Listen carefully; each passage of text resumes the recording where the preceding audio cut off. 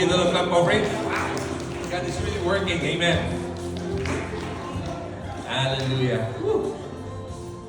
Thank you for sharing. Thank you for sharing all those blessings from God. Okay. Can we have a short prayer before I start preaching? Holy Spirit, we trust on you, Lord, for your word, that it will give us nourishment, and it will encourage, it will change our life, it will inspire us, Lord God. Lord, hide me in the shadow of your wings, Lord God. I trust in you, Lord, and you alone, Lord God. I'm overwhelmed with what you're doing, oh God. Indeed, you are working. We are working, Lord God. In Jesus' name we pray. Amen. Amen. Shall we give a clap offering? Hallelujah. All right. The title of my message today, LJ, please, is Overcoming Disappointment So We Can Dream Again. Hallelujah. This message is so real to me. First of all, I'm sharing this because God has to deal with me first. Okay? I will share to you some of my testimony why this was so special to me. Okay, let's go. LJ, next slide please. So, in Proverbs chapter 13 verse 12, it says there, hope deferred makes the heart sick. Hope deferred makes the heart sick. But a dream fulfilled is a tree of life. That's why the testimony is so good, because it's a tree of life. We are encouraged. Yes, God is moving. Amen. But also, before that, hope deferred makes the heart sick. It means when you hope for something and suddenly you didn't get it, it hurts. It brings what? Disappointment. Now, the truth of the matter is this. Next slide, please. Is this. There will always be disappointment. If you're a person who has dreamed, get ready, there will be disappointment. Are you with me? Okay? Hallelujah. You thought you got the job, then suddenly you receive an email. Sorry, we move on with another candidate. You know those things, right? I mean, I experienced that. I mean, I thought I had the job because they told me in the company, everything, the interview was so good. And then you are waiting for the next step. Then suddenly you receive an email. Sorry, we move on to another candidate. What? I just wasted my time. And the disappointment is, it doesn't feel good, right? It feels really bad, miserable. You feel like you want to be angry, you want to, But it happens, disappointment. But the thing there is, we need to overcome. Because if you are not careful, and you will allow disappointment to really control or to take over your life, then you will be in trouble. Okay, these things will happen to you. Alright? Disappointment can lead to, number one, destroyed or broken relationships. Alright? Alright. Be honest with me, okay? I will ask you this simple question. Who experienced your one time you were disappointed with God? Okay? I mean, I'm a pastor, and yet sometimes I feel that way. I said, Lord, I'm serving you. Okay, why did I did not get this? Right? I mean, I'm also giving my tithes. Alright? Okay. There will be disappointment. So sometimes relationship, or if your husband or your wife fails, you get disappointed, right? Or make mistakes. You get disappointed, and because of that disappointment, sometimes the relationship is, will be, if not destroyed, will be broken. So we have to be careful. Don't allow disappointment to take over your life. That's why, because once disappointment settle in, you will be in big trouble. And sometimes it can also lead to isolation. Because you're feeling disappointed, you feel like, oh, I'm not good enough. And suddenly you will try to isolate yourself in the world. You don't attend church anymore. I attended, but the Lord did not give what I'm praying for. So you start to isolate yourself. Okay? And the next, also, you can lead to self-pity. And you will start to pity yourself. It's dangerous. These emotions are dangerous. Because it can paralyze you. It can make you somebody else. It robs the joy out of you. It robs the life out of you. That's what disappointment can do. And etc. And so on. A lot. But the worst thing that disappointment can do to you is it will crush your dream. Okay? Who among you here have a dream before? And then suddenly, when disappointment comes, the dream is starting to crumble. And you don't believe anymore. And you are just thinking, will it ever come to pass? Alright? That's why today my challenge, my goal is for you to take that dream again. That's why, but it starts with overcoming your disappointment. Now, let me give you a verse in Isaiah chapter 14. Alright? And it says here, to whom will you compare me? It's like the Israelites were complaining. Then suddenly, this is the response of God. And it says here, to whom will you compare me? Who is my equal? Ask the Holy One. Look up into the heavens. Who created all the stars? He brings them out like an army, one after another, each calling by its name. Because of His great power and incomparable strength, not a single one is missing. Alright? O Jacob, how can you say the Lord does not see your troubles? O Israel, how can you say God ignores your rights? Okay? Tell the person on your right and say, and tell his name. Like, if your partner is, you know his name, tell him his name and put there, oh Joel, how can you say the Lord does not see your troubles? Come on, say it.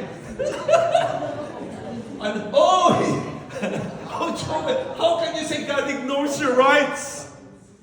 But sometimes those things happen to us, right? Sometimes we felt like God is ignoring us. It's like, God, you're so far away. Why is these things happening to me? That's why I like the testimonies. And I said, wow. Okay. And you see, it's also in the Bible. People were really, let's say, complaining. Why? And then this is God answering, those people. And it says, go to the next verse, please. Have you never heard? Have you never understood? The Lord is the everlasting God, the creator of all the earth. He never goes weak or weary. No one can measure the depths of His understanding. And in verse 29, I like this. He said this. He gives power to the weak and strength to the powerless. Oh my goodness. I said, even youth will grow weak and tired, and young man will fall in exhaustion. But those who trust in the Lord, will find new strength. And because they find new strength, what will happen to them? They will soar. Everybody say, they will soar. High on wings like eagles. They will run and not go weary. They will walk and not faint. Amen.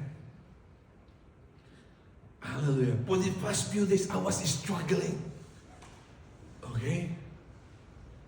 I was asking, Lord, what am I doing here in Canada? To the point that when I was watching my the videos in Facebook, I was dreaming of buying what do you call this? A farmland where I can settle down.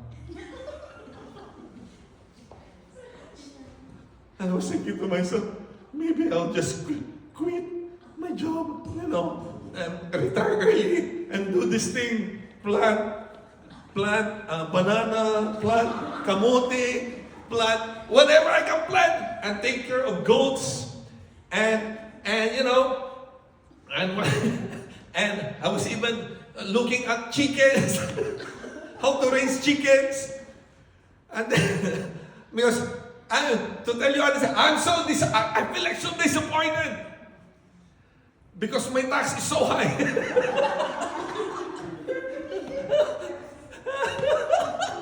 And I paid too much. I said, Lord, am I going to do this for the rest of my life? Even to the point that I was entertaining. I'm being honest with you. I was even entertaining. How about just buy a condo here and we move into the US? I was thinking like this. I was so disappointed. And then, out of nowhere, you know, God is really good. Tell the person you're right, God is really good. And then I started to go back on my knees and seek God. And the Lord told me, stop looking at the government. Stop looking at the men. Trust on me.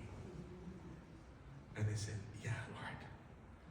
Then I just repented and I said, God, forgive me. I forgot that the God that I serve is the one who created all things. He put the stars in its place, and he names them by name. And I said, yeah, Lord. That's why when we were singing, God is able. Amen. I was crying, God, you are able. And then we were singing, Waymaker, yes, Lord, you will make a way. Amen.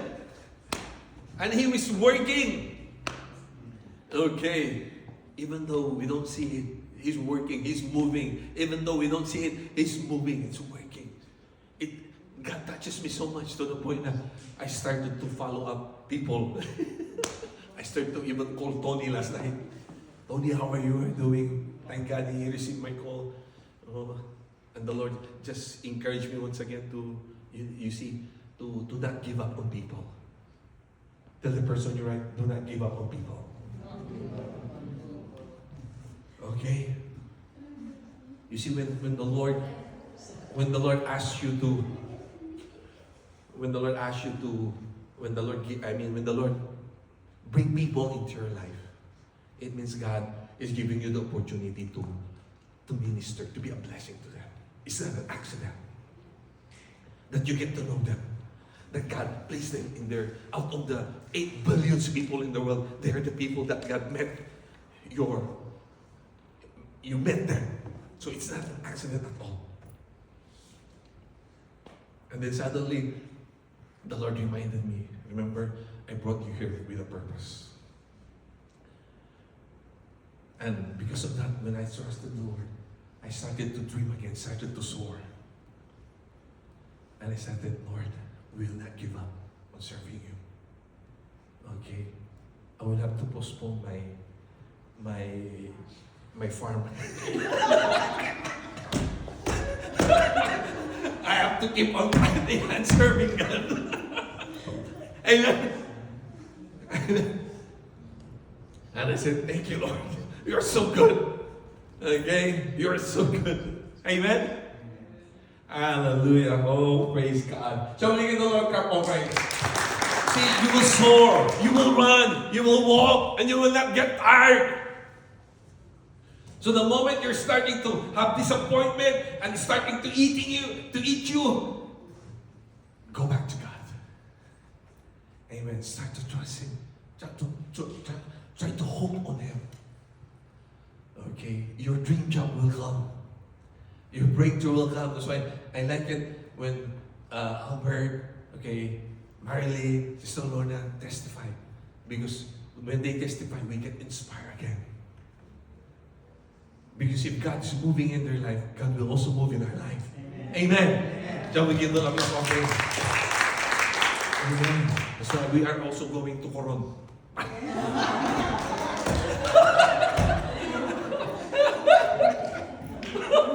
Wala punta doon. Alright? Okay? What? It's a part of us. We will soar. We will run. We will walk. Okay?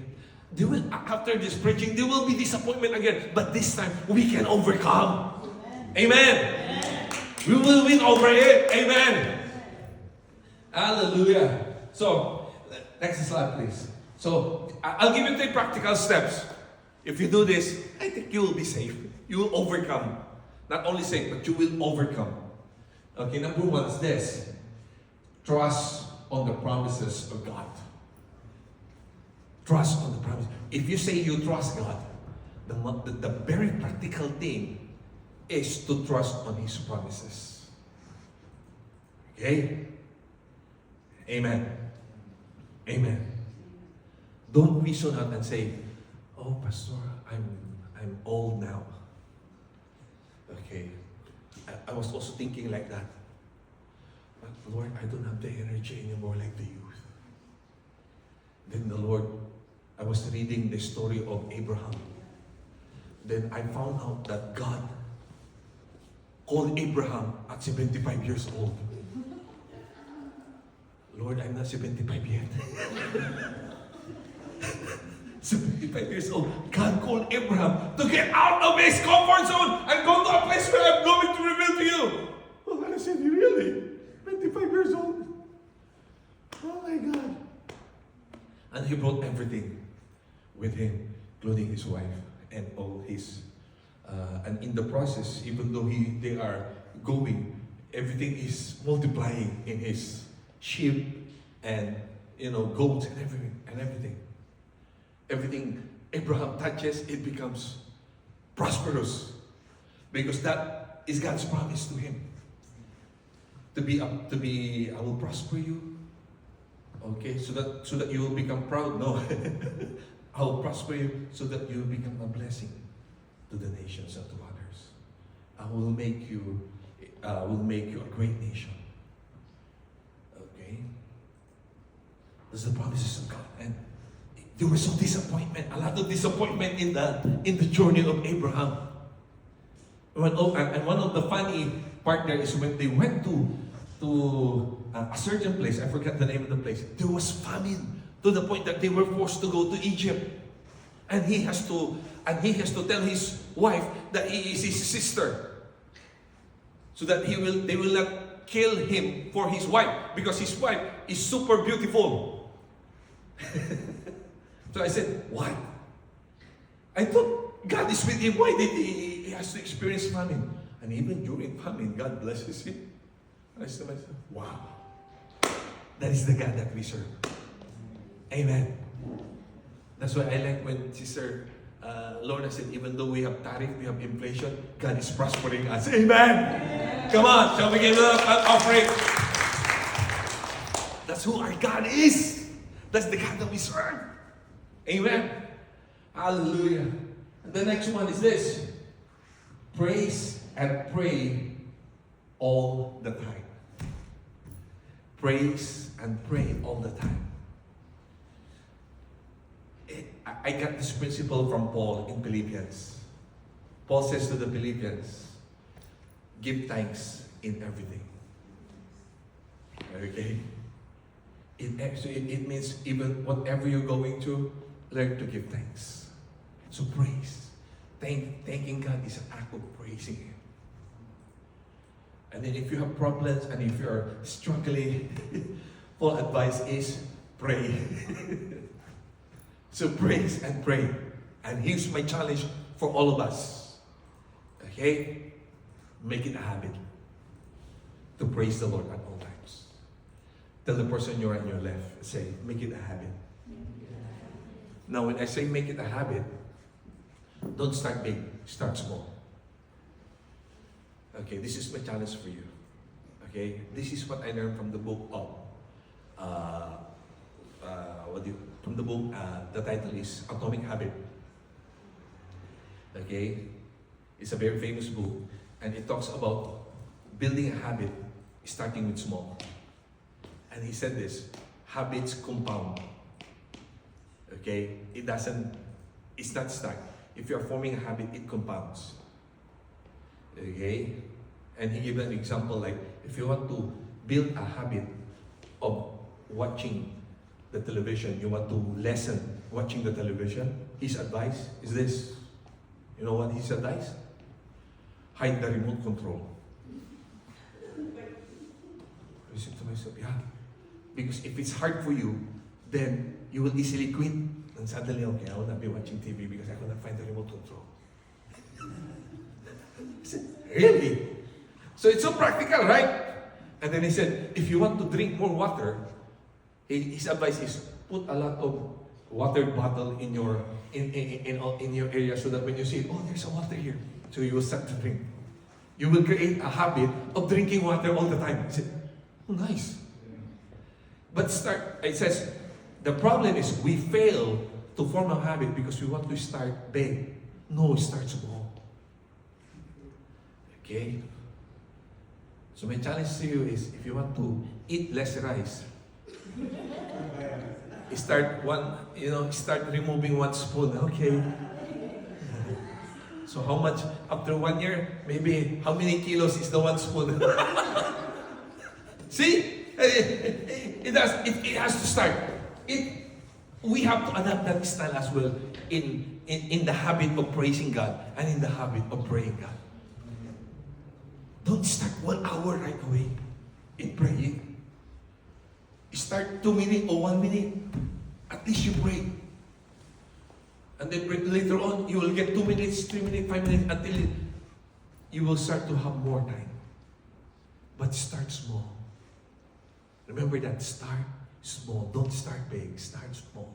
And you will see. Okay? Are you with me?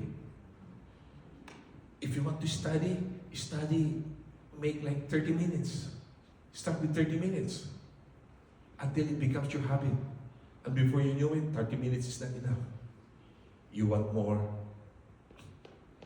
You want more to study. How did you start watching a lot of Netflix? You start one season at a time, and then before you know it, you want to finish the whole season. And before you know it, oh, you got addicted with the K-drama. Because you want to finish it. And I said, oh my God, you're so addicted. But it starts with just simple 1 episode, and you just want to relax, and then suddenly you get caught up. And it becomes a bad habit for you of watching already. That's how habits start. And I'm driving this hard because you see, your habits will give you the success that you want. It's not your goal, it's your habit. Remember this. Okay, this is life-changing for me. It's your habit that will make you successful, not your goal. Okay? You are successful right now is because of your habit. Amen? Are you getting this? So if you want to overcome, alright, disappointment in our life, we have to form this habit of praising God at all times and praying at all times. Are you with me? Amen. Hallelujah. And last one of practical steps, this. Persevere. Tell the person on your right, say, persevere, do not quit. Do not quit easily. Alright? You failed the first time, do it again. Amen. Amen. Amen. Hallelujah. Until your dream comes into reality. We need to persevere. Because our dream is so important, it's so precious.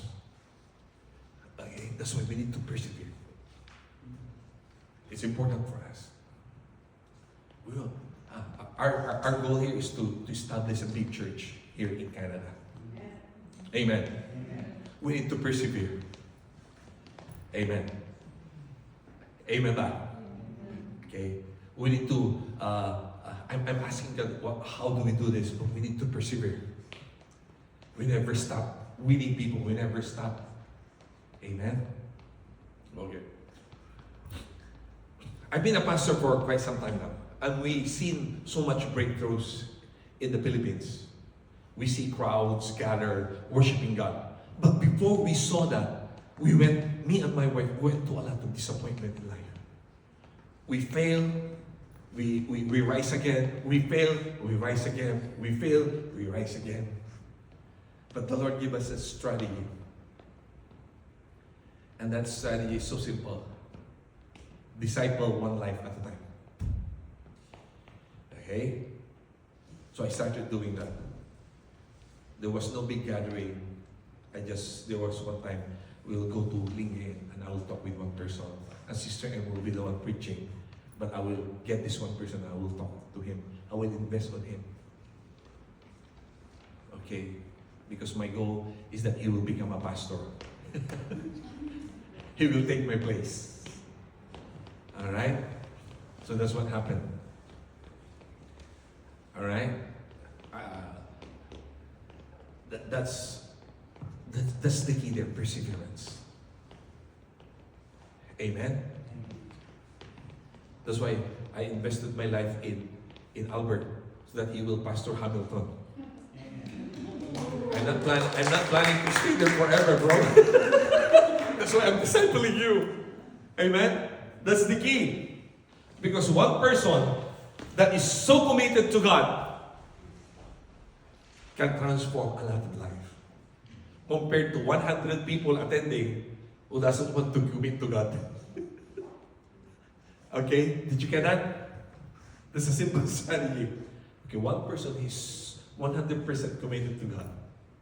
Okay? Can be an inspiration to 100 people that can transform life. Compared to investing my time with 100 people who doesn't even want to commit their life to God. I will choose the one person. Okay? The idea is this.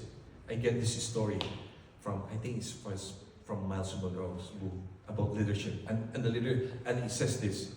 It's better for one lion to lead 100 sheep compared to one sheep leading 100 lions. Right? Did you get that? So, my point is, the 3 practical steps: promises, pray and praise, and then persevere. Okay? Yes, there will be disappointment, but you need to overcome it. You need to overcome it. Amen? Amen? Amen. Hallelujah. So give a cup offering. Okay? Hallelujah. Next slide, please. Now, let's look on the story of how Jesus helped Peter overcome his disappointment. And this is the story. It was only John who wrote this particular story. And it's a powerful story because after what happened to Jesus, I want you to understand, remember this. After what happened to Jesus, after dying on the cross, Peter betrayed Jesus, remember? Remember that story? Now what happened to him? He went back. He went back to his old self, old life. Okay? He went back to old life. And this is the story. In John chapter 21 verse 1, we will see. So what happened to him is his expectation was not met. He was disappointed because he saw the Savior of the world crucified. He was there. And to make matters worse, he even denied Jesus. How many? 3 times. So he felt bad. So his solution was to bring others with him to go back. In chapter 21 verse 1, it says here, later Jesus appeared again to the disciples beside the Sea of Galilee. This is how it happened. Several of the disciples were there. Simon Peter, 1. Thomas, 2. Nathanael, 3. From Cana in Galilee. And the 2 sons of Zebedee, 5. And 2 other disciples, 7. 7 together with Peter. Simon Peter said, I'm going fishing. Alright? That was his life before he met Christ. That is his what do you call, environment. Well, we'll come to, they all said. So they went out in the boat, But they caught nothing all night. Remember when Jesus called Peter? They caught nothing all night. Same scenario. Right? verse 4, at dawn, Jesus was standing on the beach, but the disciples could not see who he was. He called out, "Fellows, Have you caught any fish? no," they replied. Verse 6, then Jesus said, throw up your net on the right hand side of the boat, And you will get some. Okay? You mean to say they were just throwing on the left? Of course not. They were throwing everywhere.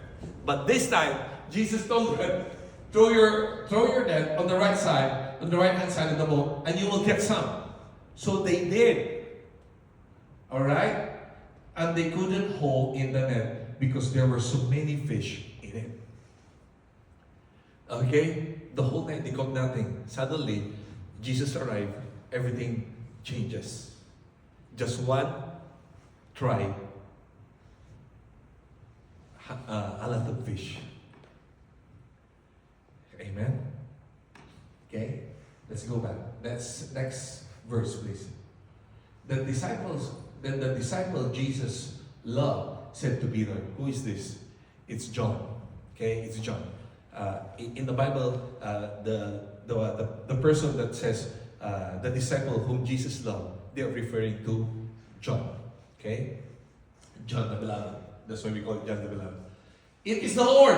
When Simon Peter heard that it was the Lord, he put on his tunic, for he had stripped for work, jumped into the water, and headed to the shore.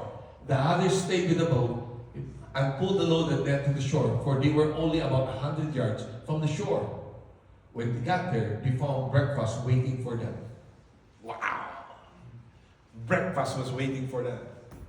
Fish cooking over a charcoal fire and some bread. Okay? Hallelujah. Imagine with me, okay, whole night, they got nothing. Then on the dawn, Jesus showed up and they catch a lot of fish. Peter was so excited that he forgot to work with the guys. He just went all in. He forgot to help in the pulling of the fish. Because he was so excited. Okay? And Jesus prepared breakfast for them. Bring some of the fish you just caught, Jesus said.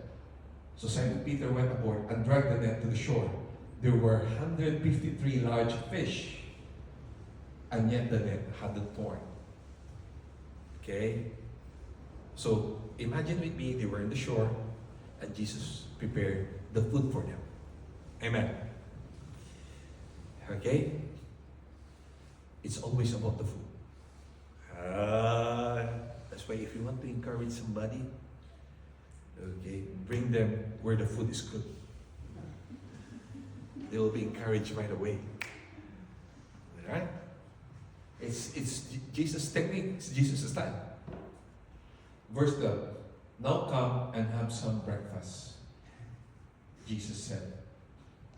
None of the disciples dared to ask him, who are you? Remember, this is the time where Jesus already has risen from the dead. He's risen from the grave. Okay? They knew it was the Lord.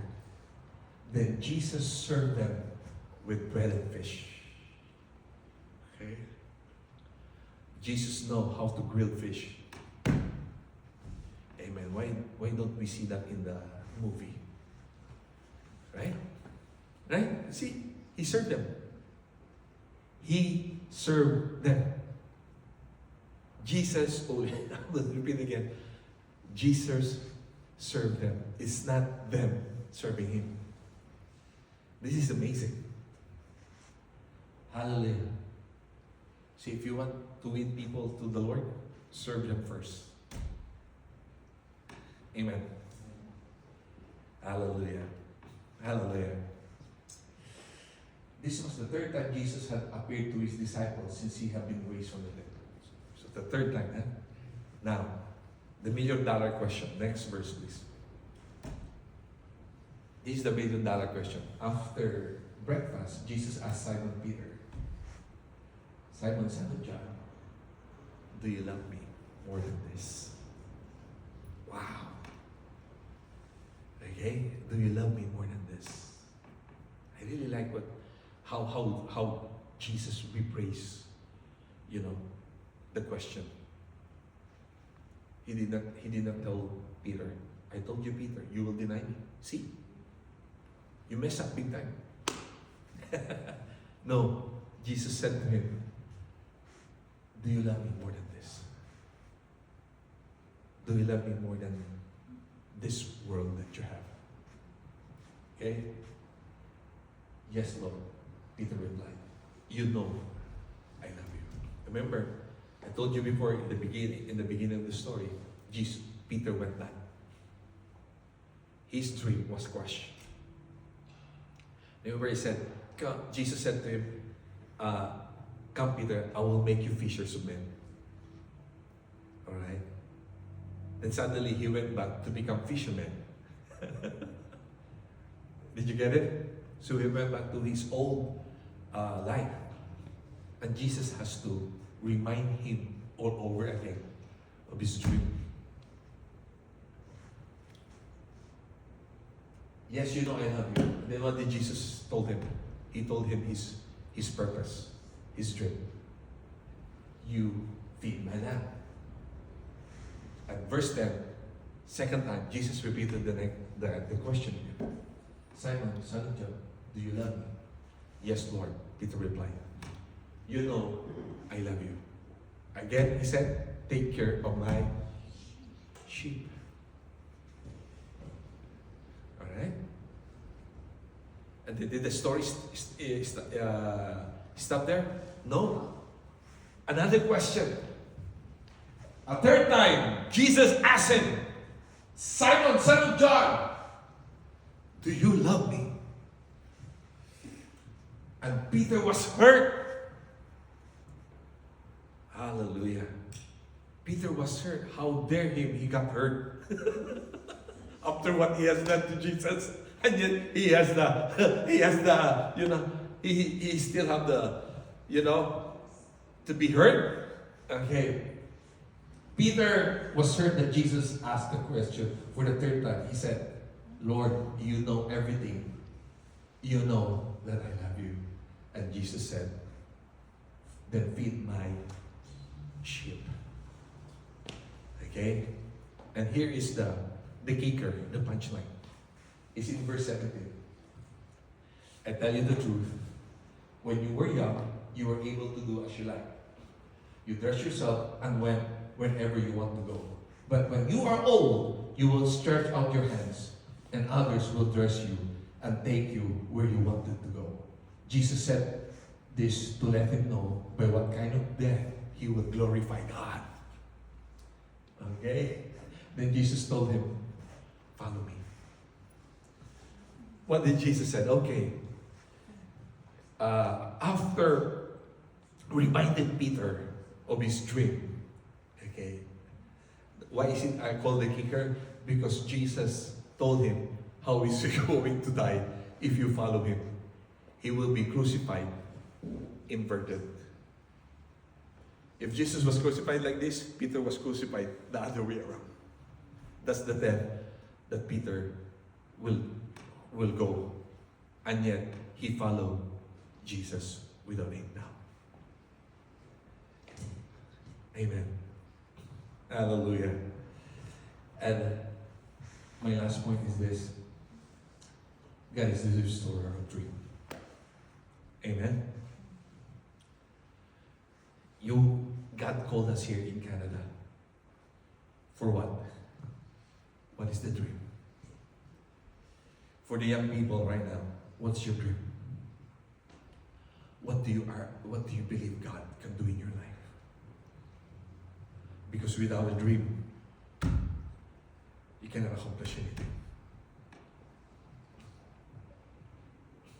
I was overwhelmed when Elon Musk was saying, my dream is to bring people to Mars. Oh my God. Really? Hallelujah. My wife's dream is to bring people to Canada. But Elon Musk's dream is to bring people to Mars. But it's a dream. Amen. But when I was saying, oh my God, if this guy can dream to bring people to Mars, why can't we not dream to even to bring people from the Philippines to Canada? Yeah, right? Why is it so hard, so difficult? But this guy wants to bring. That's why sometimes sometimes it's good to to hear those people whose dream is so big. Okay? Because it encourages you. And here's the thing about dream.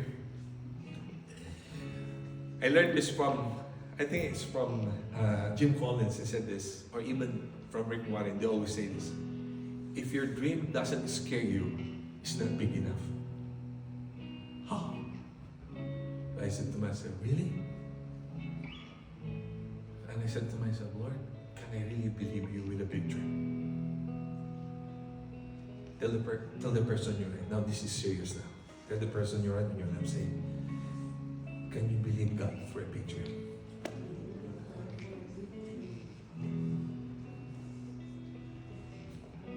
We believe that God is the God of impossible, right? Do we really believe Him? Or do we just say it because it's good in our songs? Right? Is it just a song? Or do we really believe it in our hearts? Now, I'm sharing this to you because I myself struggled with it as well. But I started to believe God. So God is asking me, can you believe me for a big church here in Canada? It's expensive. It's not cheap. People have so much appointment, right? They have so much excuses. But remember the song? Even though we don't see it, God is working. Even though we don't feel it, God is working. I said, yeah, Lord. But God's want to partner with us. We have to dream big. Amen? I don't know what God wants you to do. Maybe you become a wealthy businessman. God bless you. Okay?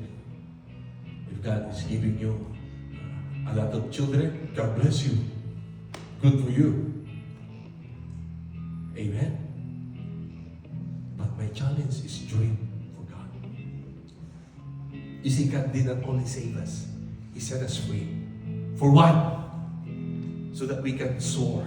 We can rise. Amen. Amen. That God will use the talent that He has given us so that we can dream bigger, big dreams. We don't settle for less. Amen. Maybe that's why I'm asking Sister M to look for another church that has a big parking. I don't know why I'm asking her to do that. Maybe is it because the Spirit of God is saying to us, hey, you have to dream.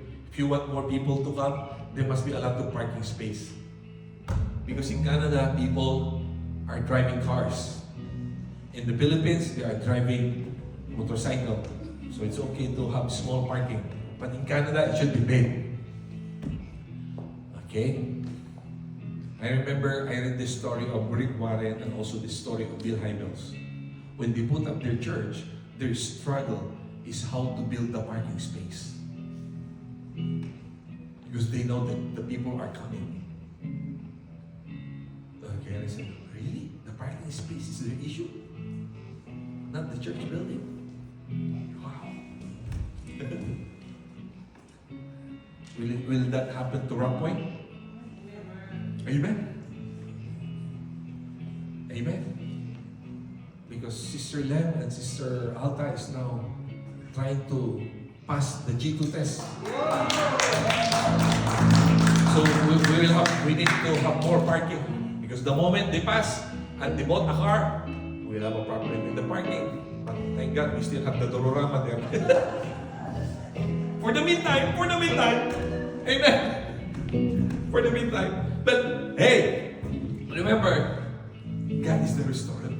God, if God put His Spirit in you, then there is nothing impossible for you not to achieve. Amen. You just need to believe in His promise. You just need to praise the Lord at all times and pray at all times. And do not give up easily. Persevere. You failed the first time, do it again. Rise up. Amen. You failed the third time, the fourth time, then look for another opportunity. But never stop dreaming. Okay? Because if you don't dream, you miss the opportunity to believe God. And when your dream is fulfilled, it brings a tree of life.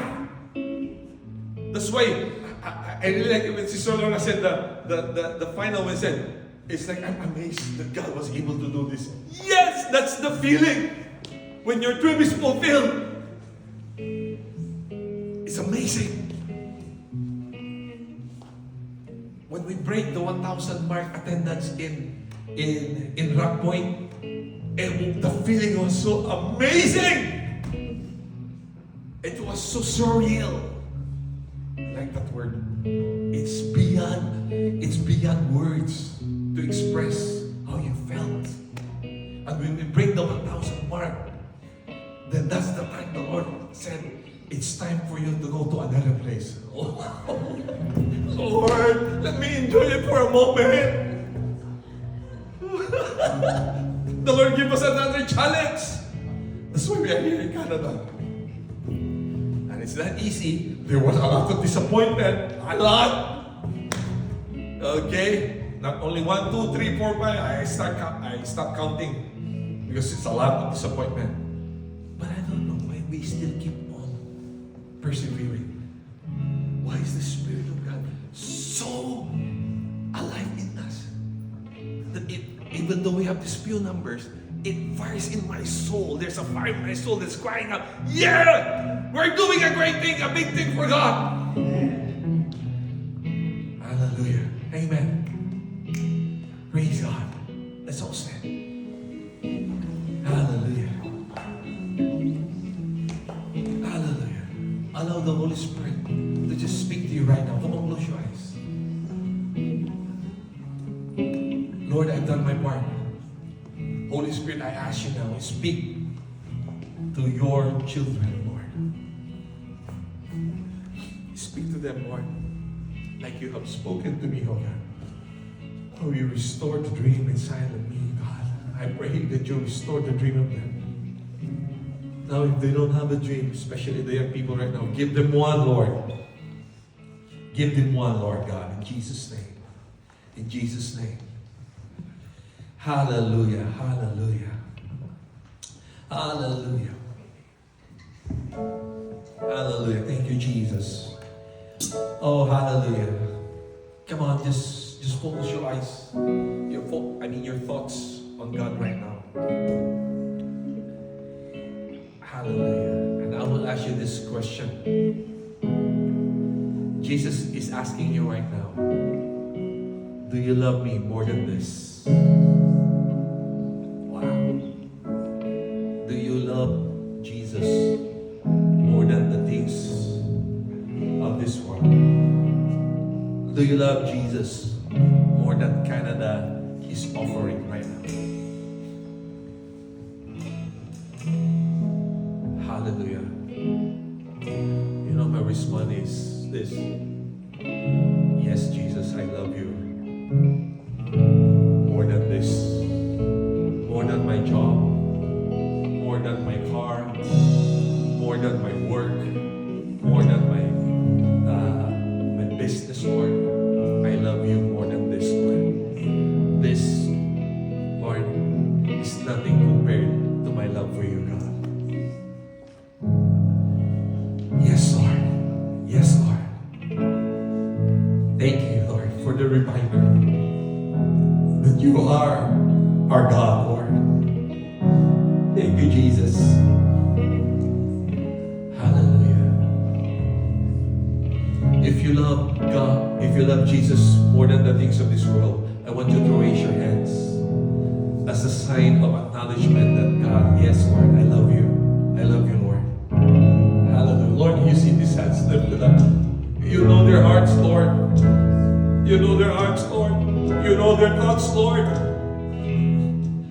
God, give them, Lord, a big dream, Lord God. Lord, let the dream be deposited in their spirit right now. Hallelujah. And even those people who will be watching this via online, Lord, I pray that let their dream be planted in their hearts right now. And if they have that dream, I pray that you restore it back, Lord. In Jesus' name, restore, Lord. Let them dream again, Lord God. And Lord, thank you, God, because we will overcome our disappointment, Lord God. And we will rise. We will soar with you, Lord. We will soar with you because we trust of no one except you alone, God. You alone, God. We trust on you, Lord. You alone. You alone, God.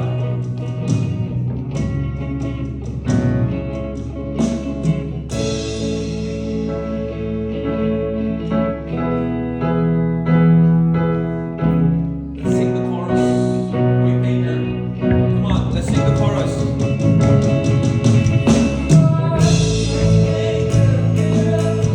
Come on, sing with me. He's a waymaker. Yeah. And he's a miracle worker. Yeah.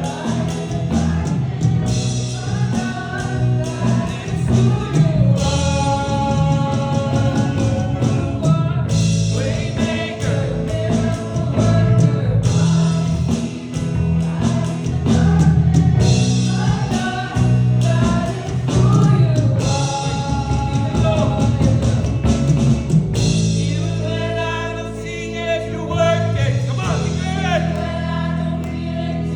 Come on, you never stop. Come on, declare it. Declare it. Even when I don't see it, you're working. Even when I don't feel it, you're working. Come on, let's pray to rise. Let's pray to rise.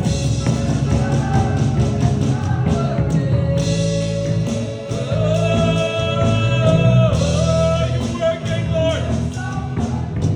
You're working, Lord.